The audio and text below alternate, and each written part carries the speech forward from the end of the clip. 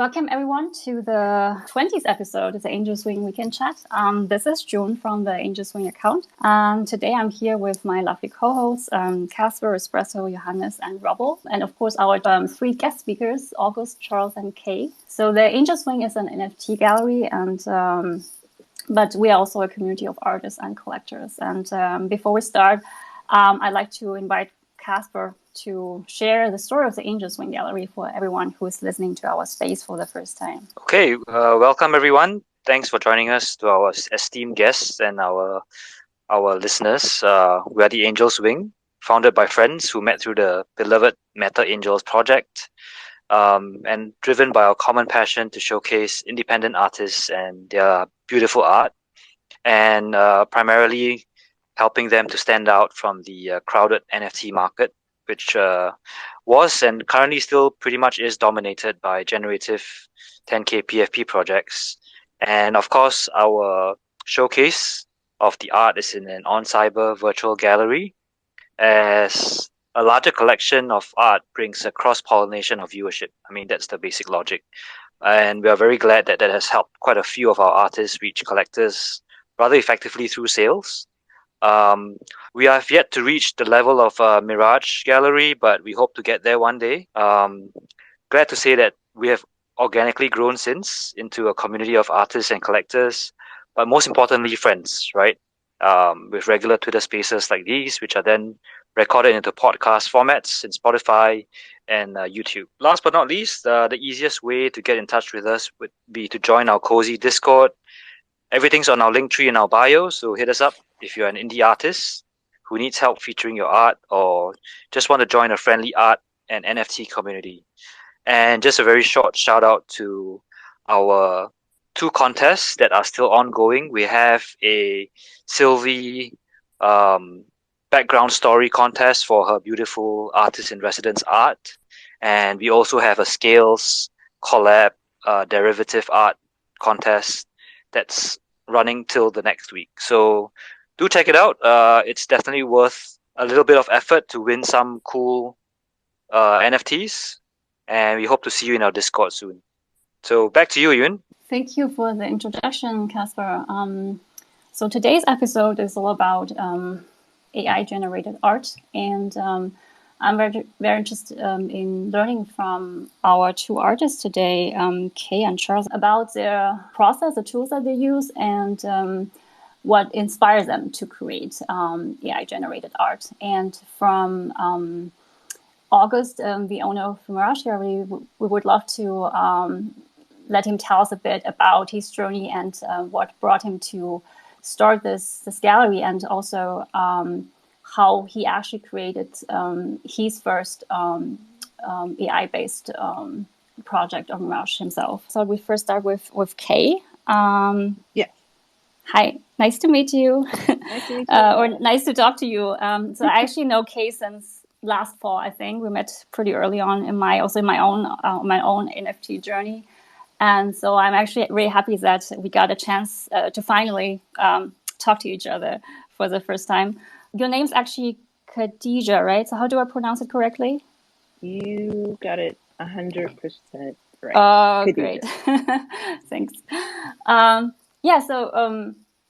So I've followed your journey since such a long time, and I was really amazed to see how your art style evolved and how you actually found your place in the NFT space, and I'm really glad to see that. How about you start sharing us a bit about your own story and your own journey as a NFT artist, and what actually inspired you to create AI generated art? So it's felt like a very long journey, but it's actually been pretty short. I knew a little bit about NFTs, but it was really my brother who knew more about them. And so one day I just decided to take a look. And I was like, oh, what is this? This is very cool. What is all of this art? Let's just say I I got a little obsessed and definitely made mistakes. I know now that it is important to do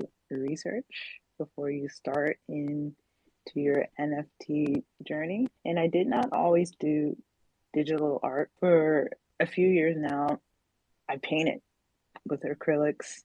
I did do some digital work, just using my iPad and Procreate, but it was mainly traditional paper art, whether it was screen printing, painting, collages. And life, let's just say life took over. I became very busy. I found I had less time to do let's just say, I guess, traditional arts on paper. And I had stopped making art for about a year. So a year later, it was when I found the NFTs. I'm like, oh, let me pick up my iPad again and just try something. So I just threw stuff out there.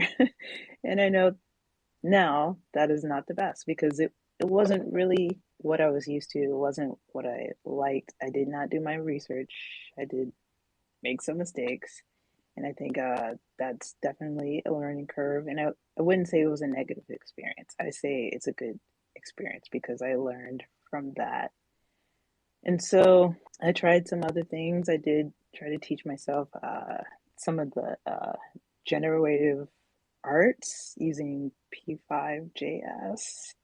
And I thought I really liked it, but I did not. I thought it was a little too structured for me. And for me, my brain is always thinking of things, ideas. I want to try this and that. And so I kind of switch.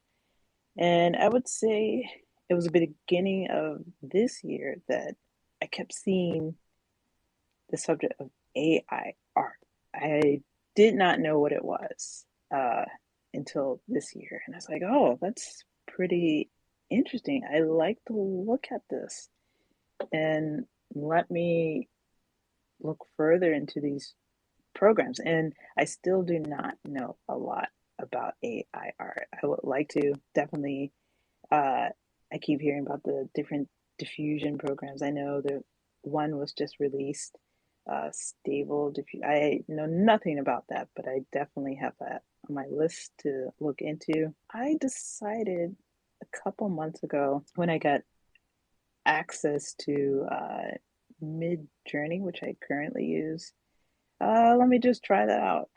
Let me just try making some things. And what I like about not necessarily only Mid Journey, but AI art is the ability to take what's in your head, your thoughts, and watch it come alive. And I love it. And before I started listing the or making the surreal art, I had to really think of what is it that I like and what I truly like, not what's selling, not what others may or may not like. I didn't think of anything like that. I'm just going to make something. And one day I just put in a prompt into Mid Journey and I was like, oh, I this is what's in my head. And you know what? I told myself, Khadija, just list it. Just put it out there. And I decided to stop.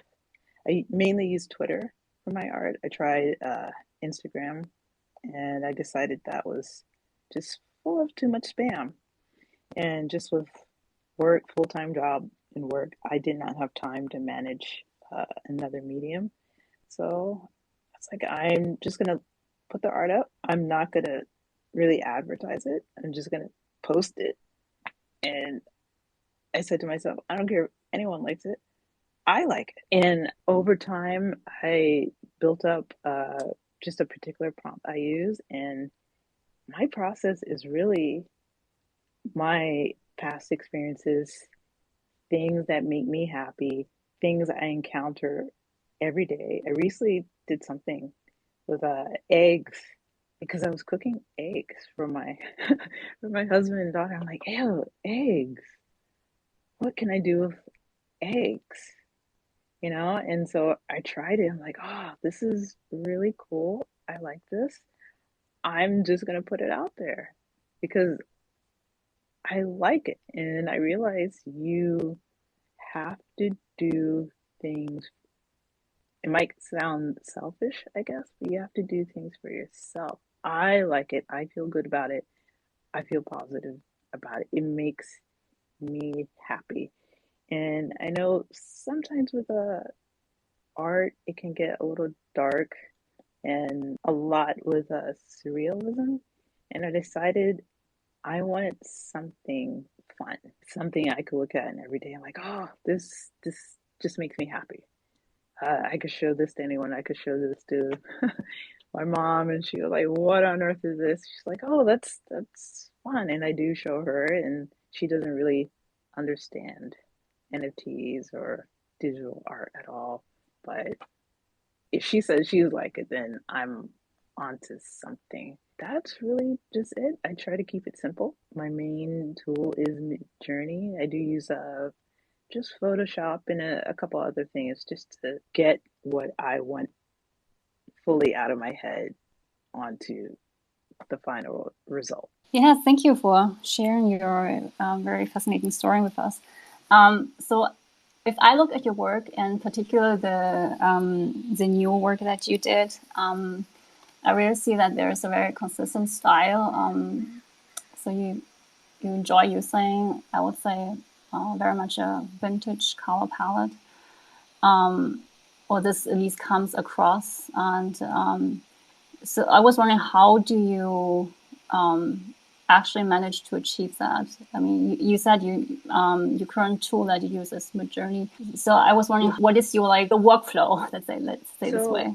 It is text to prompt. They're constantly updating. To tell you the truth, there's a lot of things to Midjourney. There's a lot of things you can try, and I don't know most of them. I know I just found a look that I believe is pretty different from a lot of what's on Midjourney.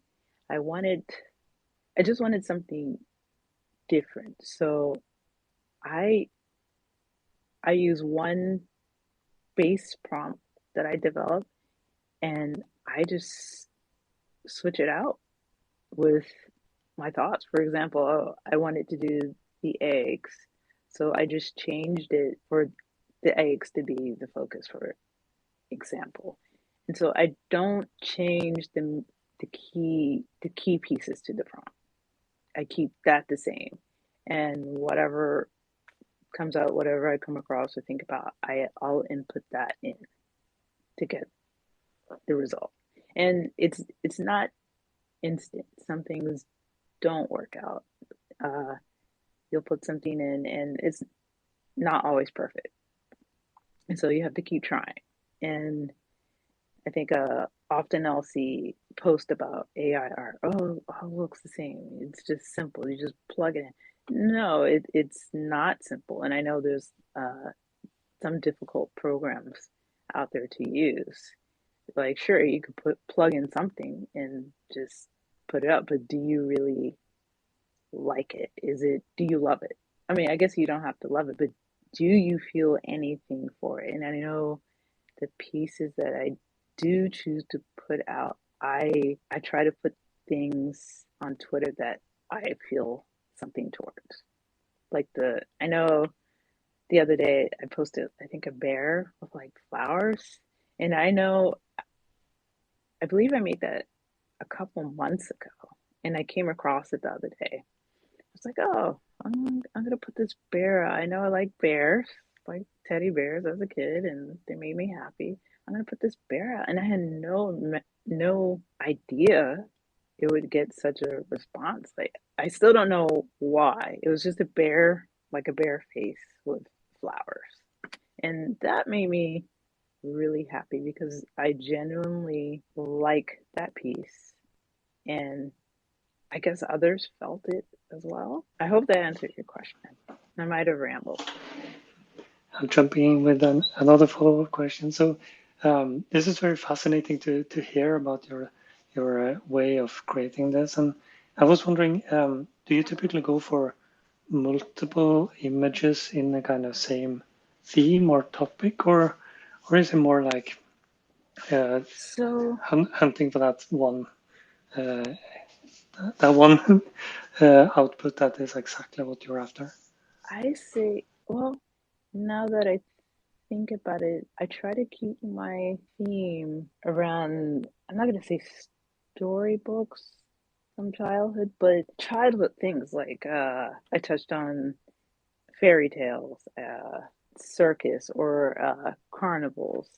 Um, I think one recent prompt had involved a tea party, for example. So these things, they came up recently because I have a couple of younger nieces and they were having like a tea party. So like, oh, let me see what I could do with that. So now that I think about it, themes involve things that both myself and others might find memorable because they did make an impact. I always went to the circus every year as a kid with my mom, dad, and siblings, and I had tea parties with my sister. So I realized I want to make my art remind me of positive things. I want people to see the positive things that I remember and I make me happy, and maybe it will resonate with them as well. Yeah, that's great. And so you're going for this particular feeling, it sounds like. Yeah,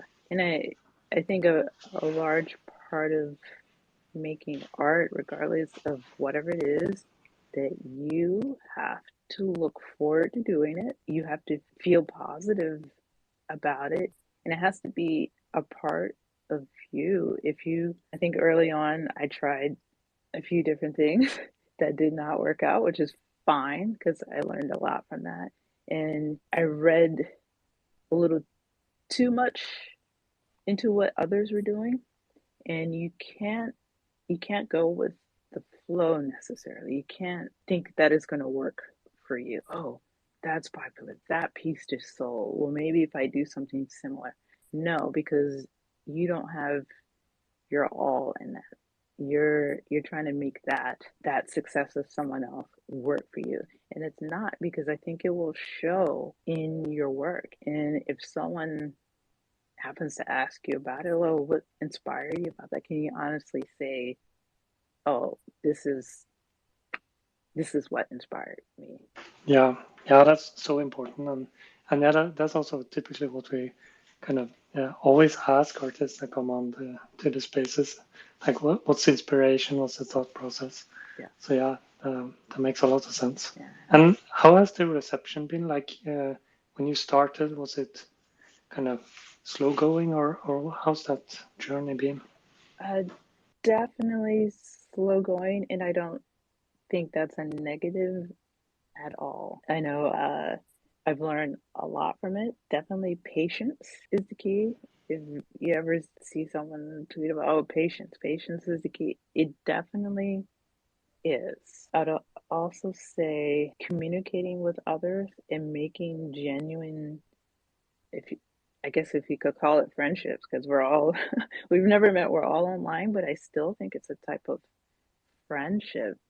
And I know it's not easy because I work a full-time job and I have a family, and it's not easy, but being patient, making friendships, interacting with others, supporting them more than just a thumbs up. You have to show others that you mean it about their work or whatever it is. And I think all of that plays in part of being successful. And it doesn't mean that necessarily you will be successful. And there's really nothing wrong with that. I could never sell another piece, but at the end of the day, I'll look back and say, well, that doesn't matter. I sold a few, but I'm still going to make the art that I make. I'm not going to stop. It makes me happy. And I guess really that's it. Yeah, yeah, that intrinsic motivation is so important, and not kind of letting how things are being received initially, uh, letting the artist stray from the path, kind of. So yeah, that's very happy to see all of these works that you've put out, and also it sounds like you have been relying on Twitter to kind of form these connections and spread the word. Yes, and I had been on Twitter for quite some time, and I never really used the account. I think I used it before for just to keep a track of news, which I don't do anymore. That sounds bad. But I did not start really using Twitter until I found NFTs. Yeah, Twitter is really the main channel for Web3. So, and then Discord in a good second. So yeah, that makes sense. And say, Johannes, question. Yes, of course. Hello, everybody. So I'm always interested in the technical side of things. So could you, if it's not a super secret, please tell me a little bit about the neural network you are using. So which product are you using for typing in the text and these beautiful images are coming out? This is something I'm really curious about. So I'm using Mid Journey, and it's a text to prompt AI program that you use through Discord. Along with that, I'll use photo editing and a couple other tools to get the final result. But right now, that's really it. And I'm not going to say that's only what I'll use. I definitely want to learn how to use some of the different other AI programs out there. I just have to find the time. I have to find the time. Cleaning it up, yeah? Yeah. So you are cleaning it a little bit up later on. I see. Yes. And not all the time. Sometimes if I like what I see, then I'll just stick with that because I don't want to over change something. But if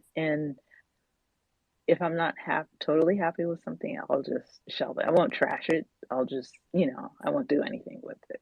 And it does take a lot of decision on what I put out there. It's just not, let me just make that, put it out there. So it has to have a little something for me to show. Yeah, cool. Yeah, that makes sense. Any other questions? If not, we had a couple of technical difficulties with our second speaker, so we'll move on to August next. August is the founder of Mirage Gallery, gallery dedicated to AI art, and he's also been creating AI art and putting out on his platform. So excited to hear from August why AI art. What's the allure of this field, and how the Mirage Gallery came to life? Sure. Yeah. So thanks for having me on.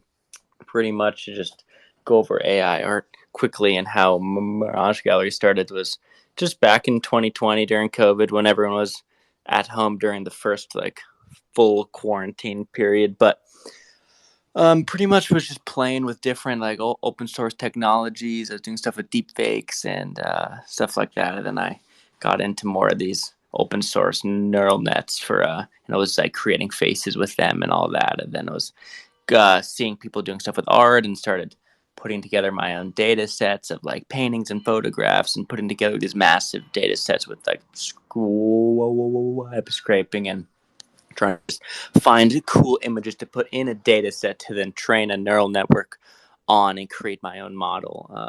And then it kind of all just started from there. And yeah, we did some other some first projects with creating entire AI artists with my own models that I did, and then I created their faces also. And then it was when JP3, which is a natural language processor, was first kind of being seen, and we got access to that and had it doing tweets for them, and so that was fun. And then that was a little bit before the NFT space blew up. So then when the NFT space started blowing up was a few months after I was kind of thinking it would make sense to sell these as NFTs, but that was kind of not the main focus. The main focus was on selling physical prints. So then things kind of switched when the NFT market blew up. And then we did this project that I thought I should do something that actually like takes advantage of the tech. So we did this evolving art project where pieces actually evolve with secondary sales, just because I was like, well, that's fun. You can't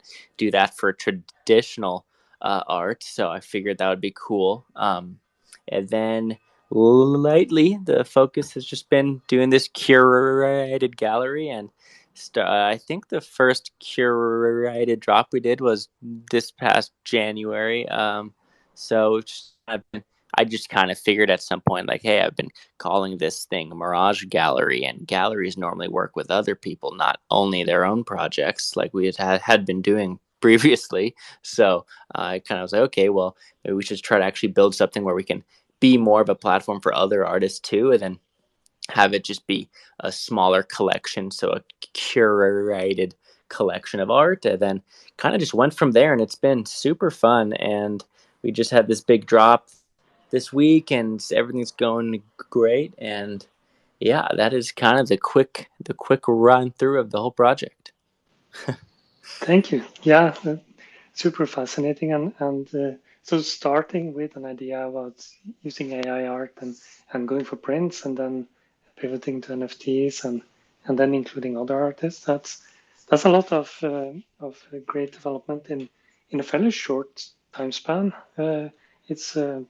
It seems very impressive, the amount of work you've been able to dedicate to this gallery. And also, if you don't mind sharing a bit about yourself, I believe you're still studying, right? So this is not full-time job even? So actually, I just graduated college this past June. So I studied mechanical engineering. So it's kind of funny because this is unrelated to to my degree, but I've always liked actually building physical things, and had done some of my own projects in high school with trying to start a company with like a physical product and stuff. But then kind of as I was getting older and was going to college, I was like, you know what? I figured out pretty quickly that trying to start companies that build physical products is a little bit trickier, in the sense that it can be a lot more expensive because you have to be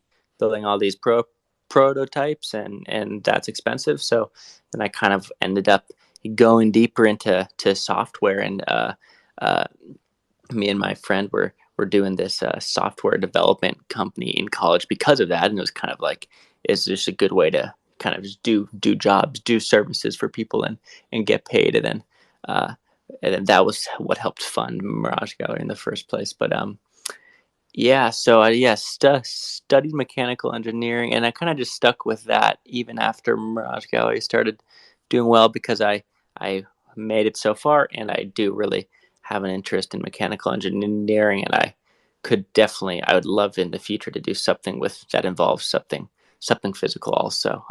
But yeah, kind of unrelated. So I haven't actually studied computer science or anything, even though I've been doing all my own smart contracts and stuff for these, as I've gotten like more and more into these NFT projects and just different mechanics you can do for all that. But all the coding side of things has all just been self-taught, besides one coding class in high school. Yeah, that's super impressive. It seems so well designed and built. So yeah, big props. And Casper, has you have a question? Yeah, August, I think there's a really inspirational story behind how you transitioned, or I guess started out in mechanical engineering, but pivoted. I'm a computer engineer by training, but I haven't reached the heights that you have. Hope to be able to replicate at least part of your success with Mirage Gallery. My main question is actually more of a founder's journey. Did you actually envision how successful Mirage Gallery would be when you first started out? I mean, I see some of the Mirage passes at multiples of ETH, and that must be such a great feeling, especially with the huge drop that was just finished with Claire Silver. Congratulations on that. But yeah, how did you feel when you first started out, and did you envision it becoming such a huge success? Sure. Yeah. Well, thank you for all of that. it's kind of funny because, like I was saying, when I started like just playing with this open source tech with stuff like deepfakes in November and December of 2020, when I first started doing like creating these faces and then doing these artworks, I was definitely just like, this is for fun. I'm just doing this for fun. I was to me and my friend because we're still doing the software development thing I was talking about, and it was kind of just like, okay, this is just like kind of a interesting side project because I've always been interested in AI, but then it was kind of like with the whole idea of actually creating these artists, I was like, that just seems like such a cool idea. But from the beginning, I definitely did not envision everything because also, of course, right when we started, it was before the NFT thing. So if you told me at the beginning that we'd be having these memberships, I'd probably just be confused. But it definitely, once the NFT space started getting bigger, I was definitely more like, okay, I see there's definitely potential here, but then also it's been interesting because the AI like specific side of things has been a lot smaller of a space and than a lot of other aspects of the NFT space. But it's definitely been growing though. But back at the beginning, it was interesting because now it's like there's all these ways of creating the art, like with Dolly just coming out in Mid-Journey and all of these Google Colab notebooks that have everything nice and set up, which is awesome because it's bringing so many more people in. But back at the beginning, it was also very different because it wasn't really like that. So it just kind of made it even more of a small amount of people just because there was this like way larger barrier of entry, which is like, it just kind of made it hard to really, I think, take off as much as it has been now with all these platforms coming out that are just giving people access to just such amazing tech and not requiring them to have to more like understand what they have to do to actually just take a model and just get it to actually output something, like because open source stuff is awesome, right? Because often open source projects save you from having to do the actual very hard coding of the AI neural nets themselves. But normally when you get a GitHub page and you see the model, you it's not really obvious what you actually have to do from there to get it to do anything. So there's a whole like next step of the process. But so back at the beginning, it was kind of interesting because I definitely didn't know how much it was going to grow to this whole like this area that people were so interested in. So I definitely didn't envision where things currently are, but now that we're here, it's been awesome. Did you have difficulty explaining to your circle of friends and family what you were actually doing? First of all, NFTs obviously isn't as widely accepted, I think, outside of the Web3 circle. And then on top of that, you have art that's a completely new genre, right? So did you have issues at dinner conversations with your friends and family, like explaining what you were doing on the side?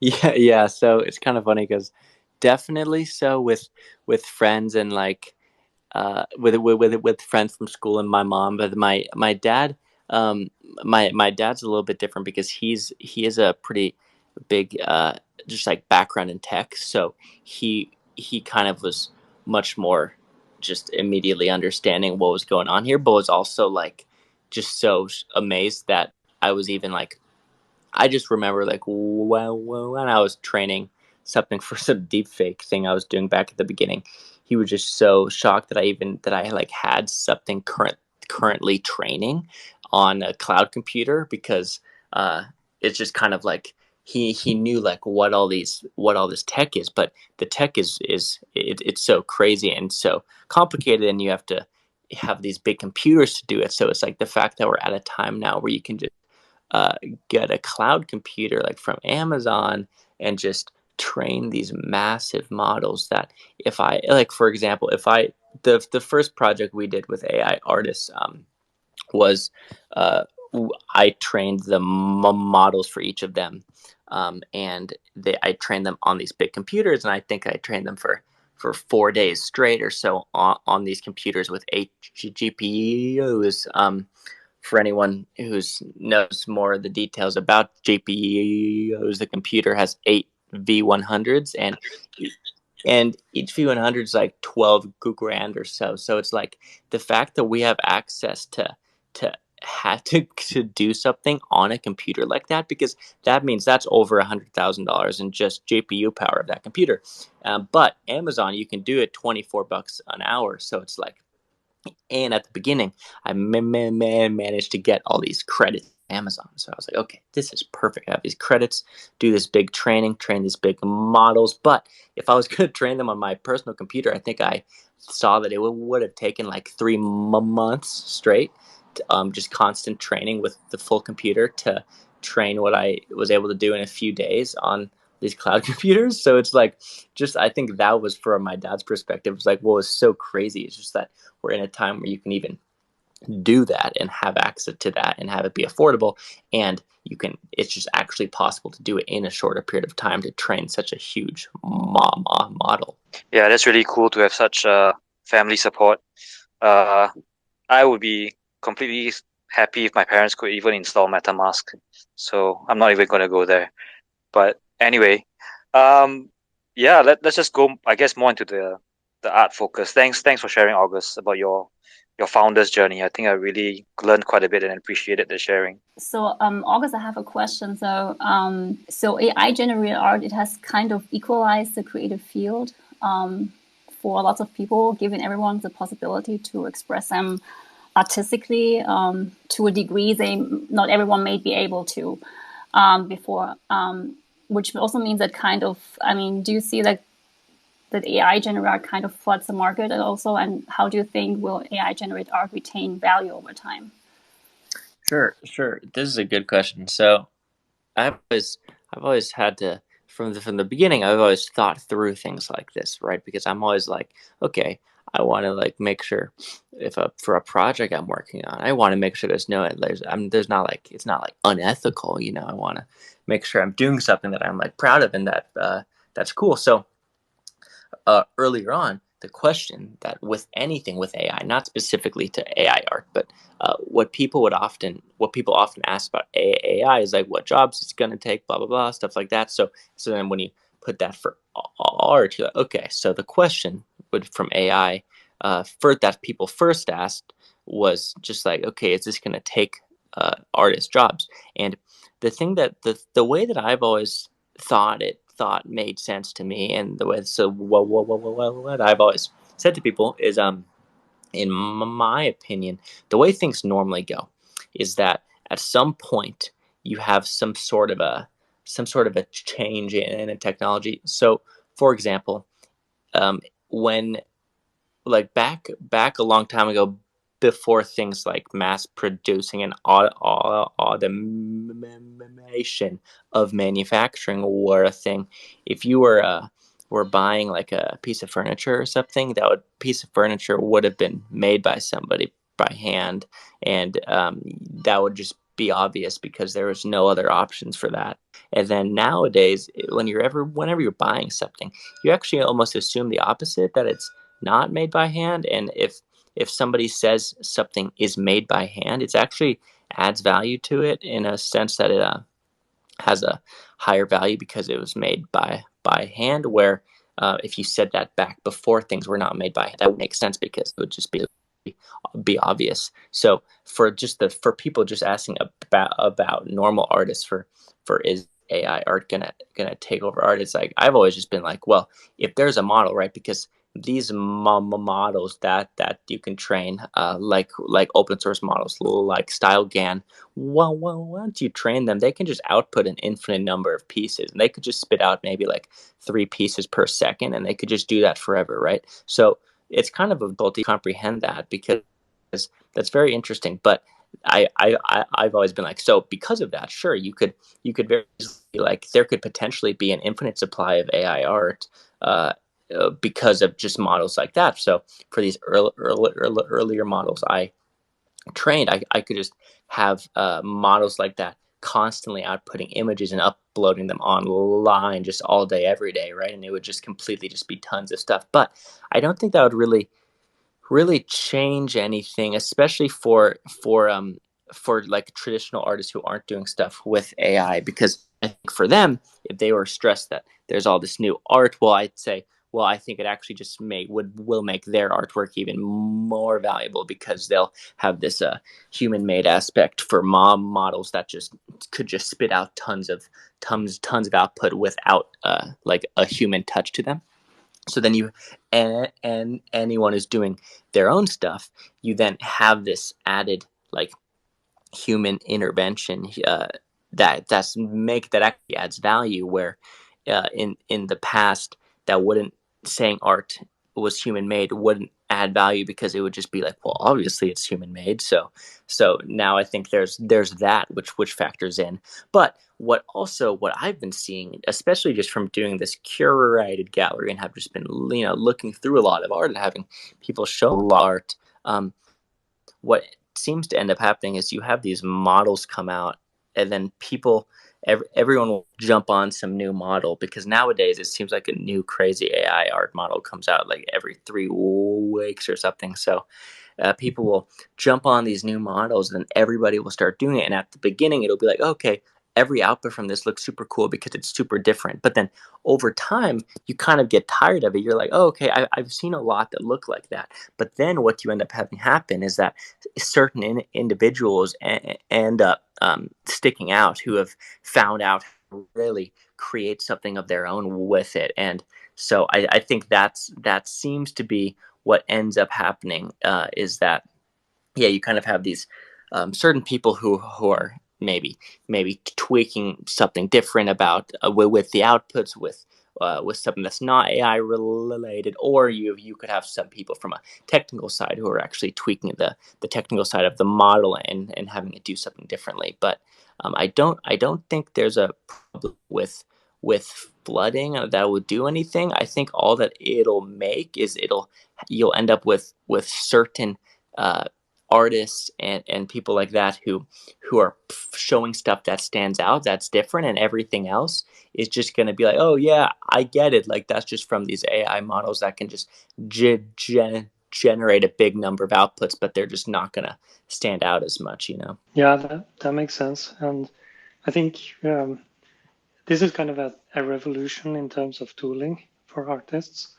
And as you point out, some artists will use them in a really good way, and they will stand out over time. And for example, I see I pinned a tweet from Claire on this exact subject as well, where she says that this is not a self-playing piano, which I think is a good analogy. So it needs people, it needs artists to curate the output and kind of direct the model to produce something that's worth putting on the blockchain. So yeah, I wanted to ask also about these first kind of AI generated artists that you mentioned that you've made on the Mirage platform or in the Mirage Gallery. And I wonder how those projects were received compared to the later projects with humans as the artists. That's some kind of interesting difference. Yeah, no, definitely. They definitely have been received differently. The AI artist project, pretty much, yeah, like I said earlier, is just these two artists who are named Alejandro and Taylor, and they have their own headshots, and those are created by AI. And then they have Twitter accounts where earlier on they would be more consistently tweeting outputs from GPT-3. Now I've just been very busy, but normally what I do is I would just take all these outputs from GPT-3, then I'd schedule a bunch of tweets for them, but it's just kind of time consuming. But so with them, yeah, it was like very early on, and it was interesting because at the beginning there's definitely like some people have this fear of AI, right? So seeing a project like that is kind of like, some people took it kind of like frightening in a sense, because it was these two pictures of these two people that you would be like, oh, that's just a picture of someone, but then I'd be like, it's not though. This person is not an actual person, and they're creating this art and selling it. So, but then there's this other side that was just, and for the reason that I was doing it, I was just like, this tech is just so crazy. Like, people should see this. This is a very interesting idea of having like line personas that are tweeting, and they can reply to people, and everything would be created by AI. And then on top of that, they have these pictures of themselves, and then on top of that, they actually create art. And they each have their own totally different styles and stuff like that, because they each are their own model that I trained. But earlier on with those, it was when it wasn't as common for there to be as much human intervention in these AI art models, because there wasn't really any good like text like I remember clip guided diffusion as one of the first like text to image sort of things. And when I was doing the Alejandro and Taylor project, that wasn't really a thing. So StyleGAN is totally different from that, because the only input that I had for them was I made the data sets. But then once I make the data sets and I train the model, it just outputs images that are just similar looking, kind of. It's pretty much the way that the GAN works, is it plays this like game with itself to try to create images that look kind of similar to things in the data set, but that aren't actually in the data set. So there wasn't really as many options for this human intervention. And then as things grew, and the curated gallery became so awesome, because there was so much more that artists could put in that to really create their own style. And I think that's when it was like, okay, this is more that it's felt that AI became even more of a tool, and less of like its own thing, where Alejandro and Taylor creating art very much felt like their own thing, that the only input I had was creating that data set at the first place. But now it's much more of a tool that artists are more using, and finding ways to do things differently, and to tweak things to make it look how they really want it to look. And it's able to be more like personalized to what that artist wants, even if everybody maybe is doing things with similar models, right? Like Midjourney is just a big diffusion model that they trained, but people are able to almost create their own styles, all from the same model, because the model itself is just so much different in how it works technically. So it's been very interesting. But I think they've definitely been received differently, but also the timing is so different that I think both of them kind of have their place, and the point that is trying to be made with Alejandro and Taylor, and then the point that's trying to be made with the curated collection. Nice, thanks. So I have a question about the source of images that you use to train these neural networks. I guess it's like a huge database of images, and I wonder where you like compile this. Is this like something that is open source, or how do you compile this image database? Yeah. So this is a great question, and this goes into one of my favorite topics, which is like ownership of all of this stuff, because it's complicated. It's definitely complicated. But for these first models that I was doing with StyleGAN, pretty much for training a model like that, you kind of want like 8,000 to maybe like 12,000. There's some people who have trained on like 50,000, but you can get good outputs from anything from like 8,000 to 12,000 images in your data set. So yeah, the question is, where do you go about getting those, right? And the question is like, what's the deal with ownership of those images, and what does that play into the ownership of the outputs of the model? Because that's when things get kind of complicated.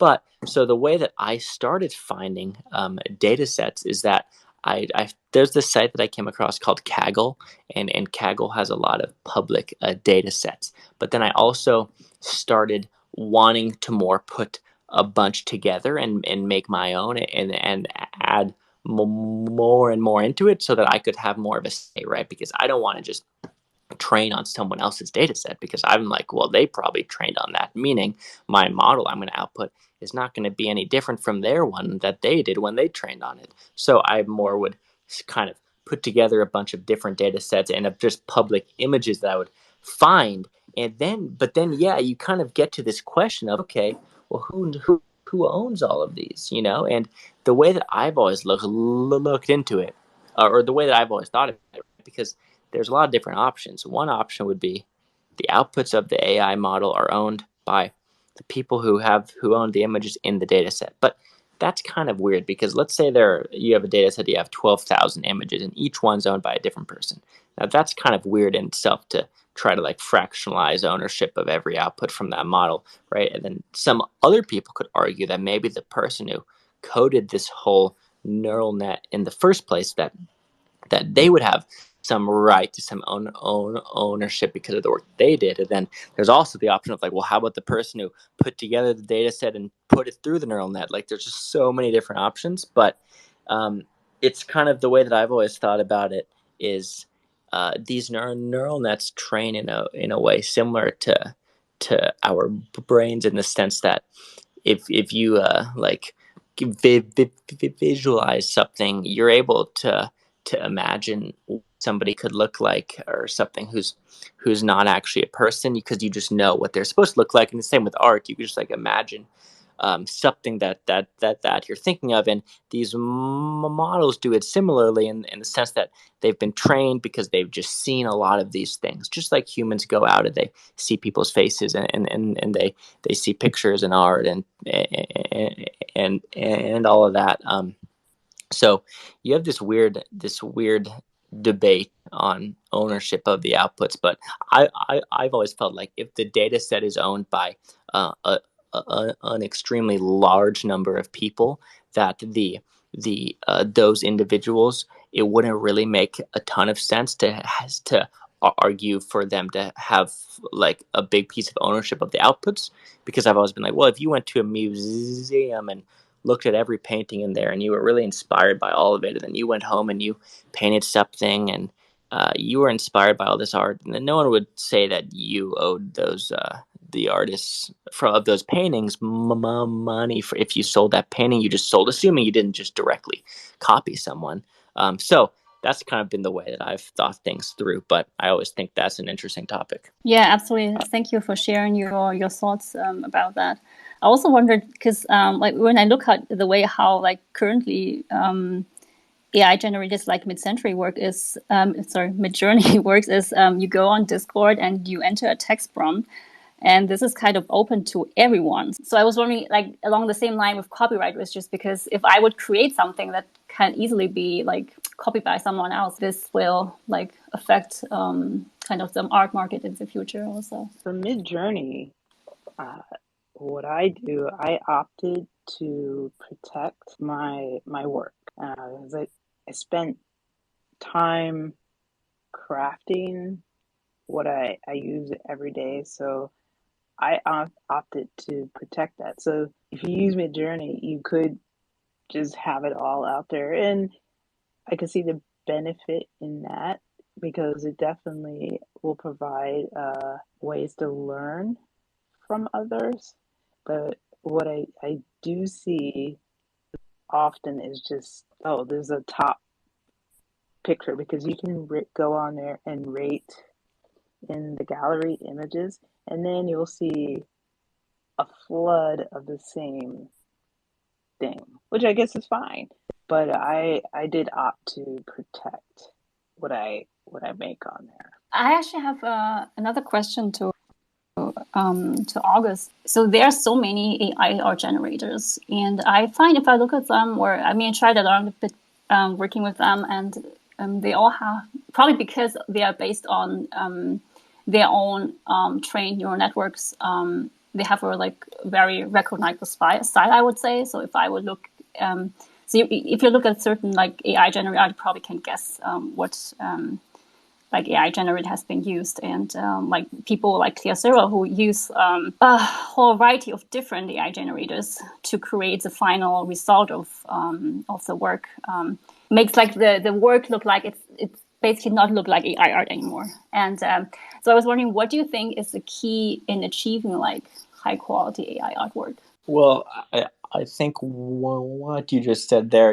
kind of touched on what I was mentioning earlier about people. Like what I've been seeing is that people end up finding a way to have their own style, because totally, I fully agree that all these different models, right? Like all these just different open source things or closed source things like Midjourney, they they all definitely have a specific look to them. Especially like I remember when VQGAN was one that came out a while ago that everyone was playing with, and it had its own look. And you totally would like see someone tweet, and you could just be like, "Oh, I bet that's a VQGAN piece," or "I bet that's a Midjourney piece." Or now everyone's working with Stable Diffusion, and you can kind of start spotting these. Or like DALL-E 2, which is a different sort of diffusion model as well that they trained.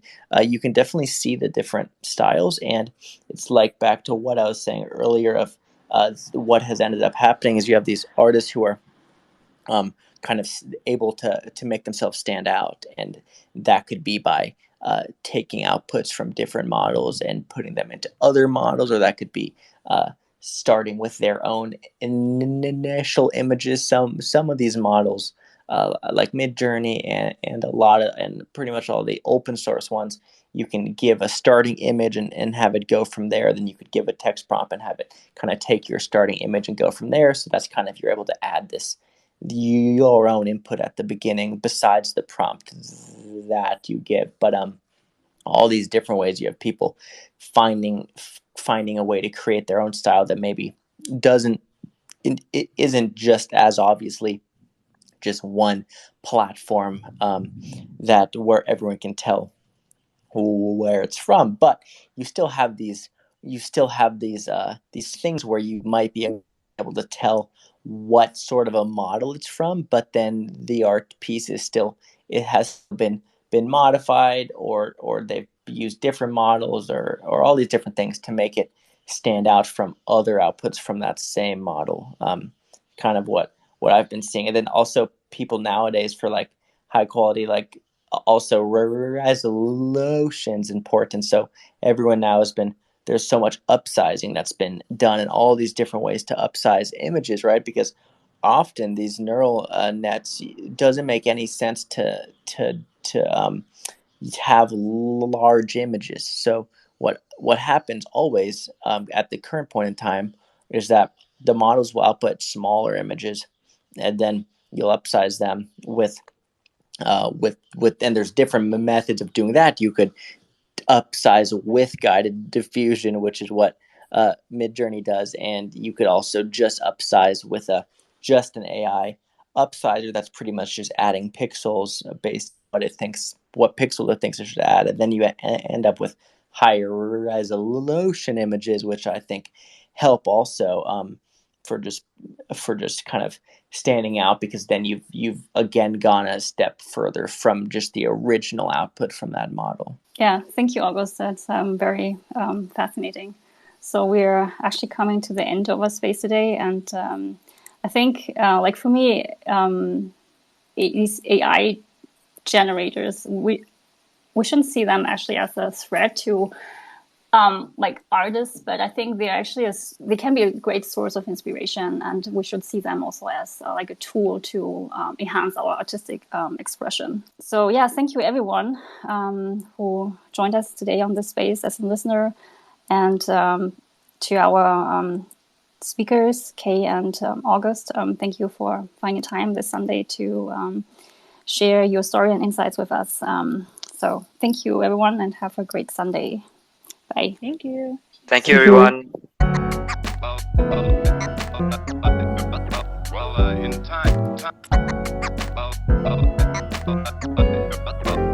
In time. time.